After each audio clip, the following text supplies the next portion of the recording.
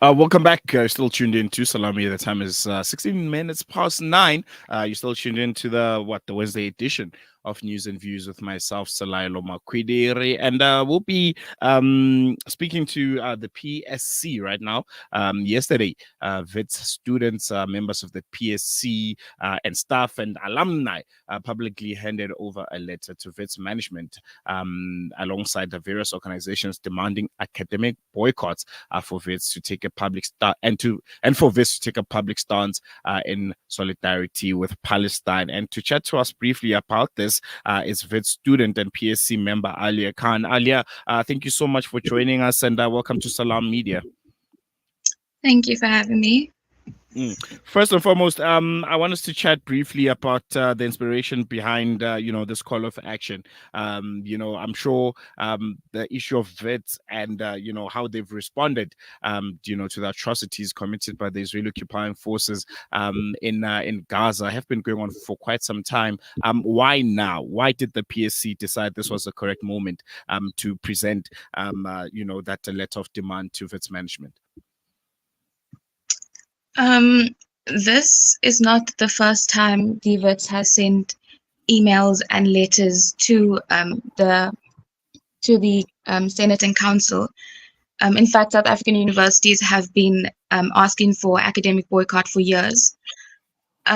This time around, because of the ICJ ruling and because of all other universities as well in South Africa and in America, we want to grow on this, use this momentum, and hope that this can drive the council to finally come to a full academic boycott, to divest. And because of the ongoing genocide, it's now more important than ever to divest from Israel. And we saw in South Africa how these academic boycotts and student movements have worked to destroy the apartheid regime. Yeah. I want us to chat briefly about, some of the demands that you've made. I will touch on maybe 2 or 3. But the one that, really stands out for me is a public position in solidarity with Palestine from the university. How have they responded to this one in previous encounters on whether or not, they do stand with the people of Palestine, or, they stand otherwise in the wrong side of history? That would be how have they responded to this, and have they ever released any kind of statement condemning Israel's actions in Gaza? For you to make the statement, what has been their position before this? In previous letters, the university has not.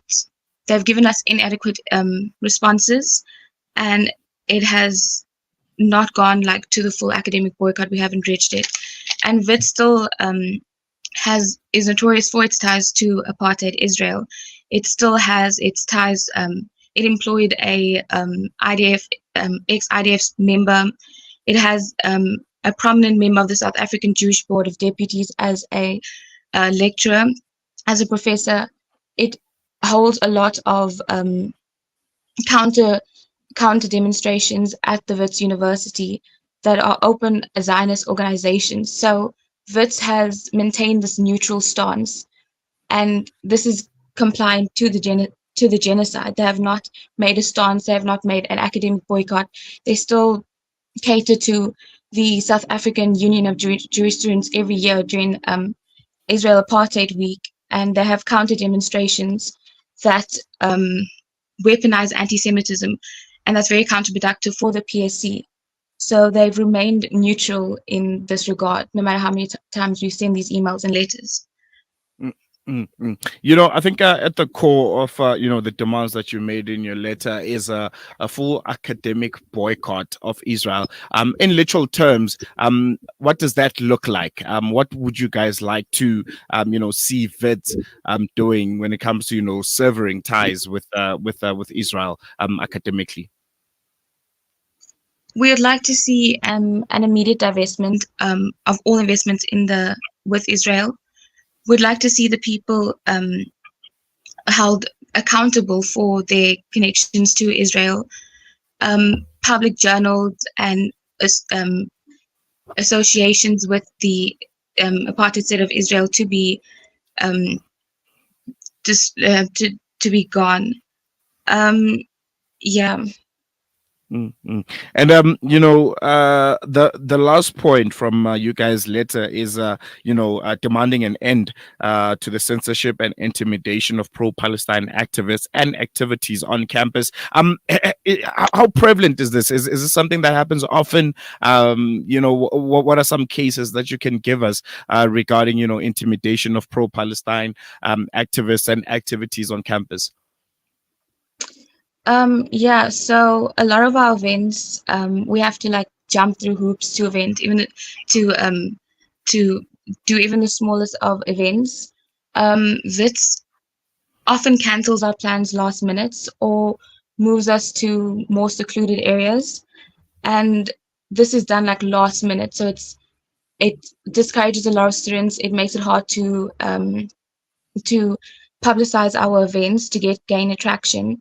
Another thing that Wits does is they use a lot of security. There's an overabuse and overuse of security at our events. But no other, we have like the head of security come to our events and higher ups come to our events when no other societies have this issue. And this like discourages a lot of students from coming to our events because of how heavily securitized it is. Our events also have to be planned way in advance, and it has to go through a lot of higher ups, which no other committees have to do.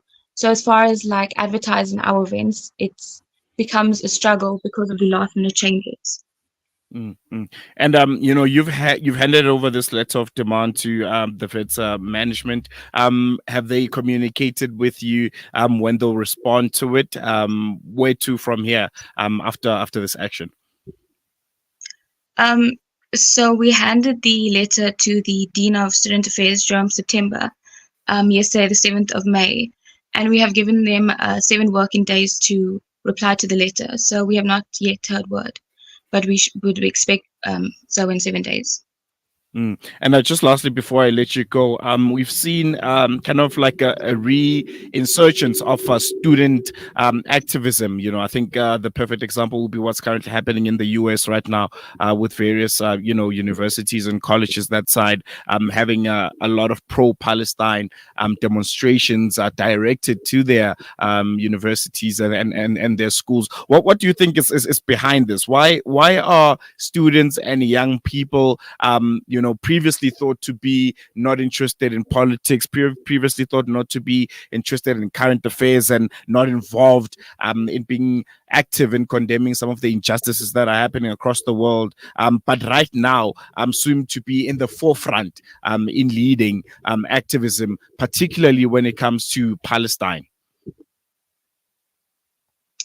I think definitely one of the reasons, especially for South Africa, is because we have seen previously how student movements have aided in Indian and apartheid.